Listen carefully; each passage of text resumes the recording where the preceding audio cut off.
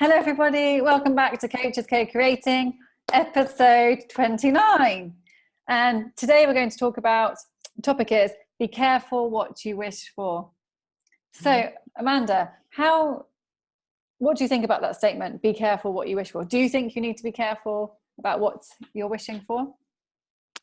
Yeah, I think so. I mean, the whole sentence, isn't it, when they complete it, says, be careful what you wish for, because you might just get it.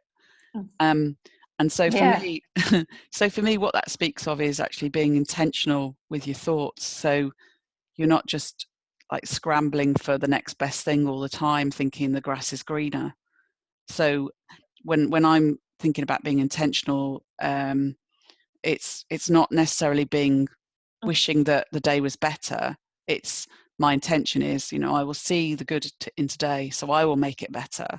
But there's so many instances where I could think of describing where it's somebody's wished for something and they've got what they've wanted, but then it's not what they wanted at all. Exactly. I don't know whether you've got any experience of that. Has that ever happened to you, or has it happened to somebody you know?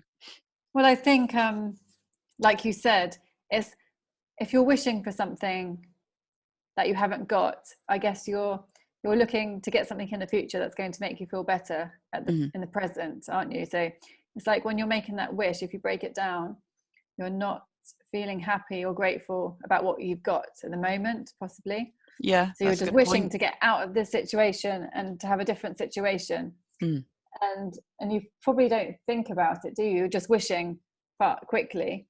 But yeah, sorry, to answer your question, I don't know. I've said it so many times. I'm just trying to think if that's happened to me, like not like a big thing.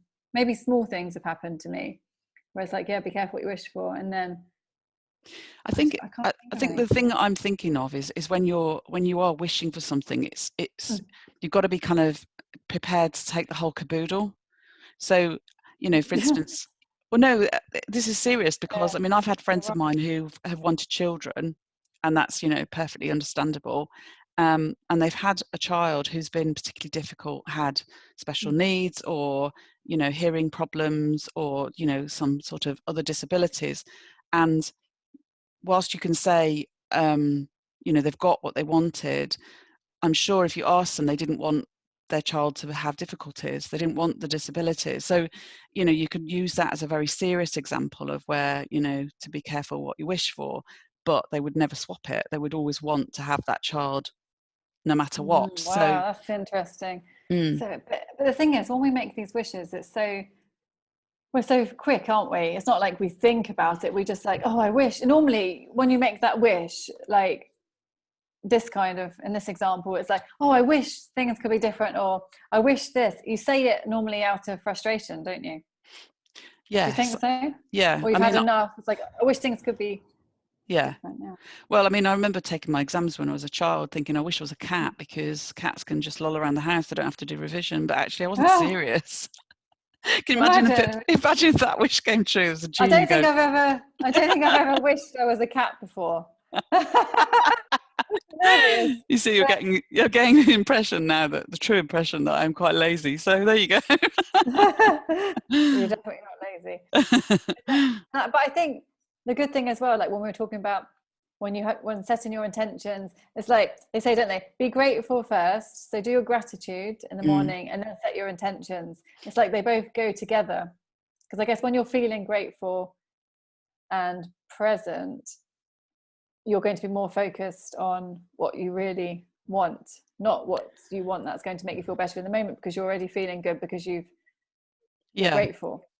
I think that's a really important point to make as well, because the whole idea is be careful what you wish for is there, it presupposes that something's missing, doesn't it? Exactly. And if you're thinking something's missing, then you might constantly, your whole life, be looking for that something, and it might change form.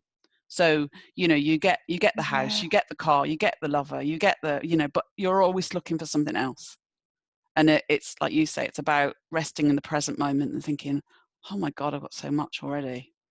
Exactly. And that's where you drive your happiness from. That's that contentment comes from the fact that you've acknowledged all that you already have. Yes, and the hole will never be filled.